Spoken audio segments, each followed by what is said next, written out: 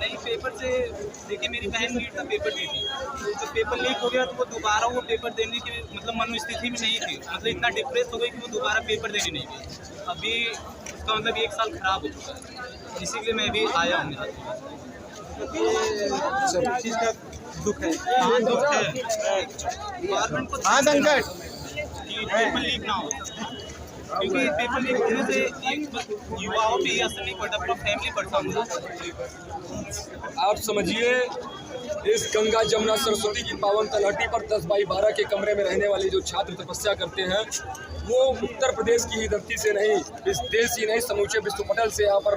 लोग आकर और अपने सपनों के साथ उन सारे शुभचिंतक परिवार और समाज के सपनों को एकत्रित करके संग्रहित करके 10x12 के कमरे में तपस्या करता है। वो तपस्या इसलिए नहीं करता है कि परीक्षा होने के पश्चात पेपर लीक हो जाएगा। आप समझिए इस देश की क्या विडंबना है, क्या भौगोलिक परिस्थितियाँ बनी हुई है कि जो देश का 90% धन है वो चंद पूंजीपतियों के हाथों में सौंप कर और देश को लगातार समाज का चाहे जो वर्ग हो, चाहे छात्र, नौजवान, युवा, महिलाएं, किसान, हर वर्ग के साथ जो शाह और तानाशाह के नेतृत्व में 2014 के बाद जो जरायम हुआ है, जो लगातार सभी वर्गों के साथ कुठाराघात हुआ है, आज इस केपी ग्राउंड के मैदान में उमड़ा हुआ जनसैलाब, युवा तरुणाइयों का यह संग्रहीकरण आपको इस बात का सूचक है कि अब जो है जेनजी और जो यह नई जनरेशन है, कहीं से गुमराह होने वाली नहीं है, ये कहीं से भाड़े की बुलाई गई भीड़ नहीं है। आप समझिए इस उत्तर प्रदेश और प्रयागराज की धरती पर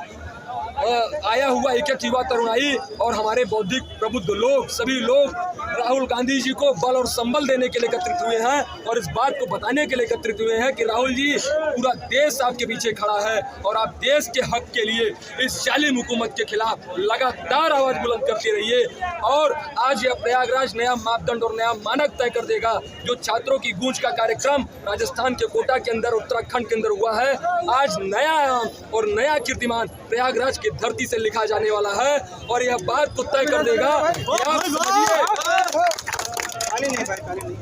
आप समझिए कि इस देश का जो अन्नदाता है, जो इस देश का पेट पालता है, हमको कहने में बहुत कष्ट और दुर्भाग्य महसूस हो रहा है, बहुत खेद लग रहा है कि जो पूरे देश का पेट पालता है, आप समझिए कितनी बड़ी विडंबना है। एक सुई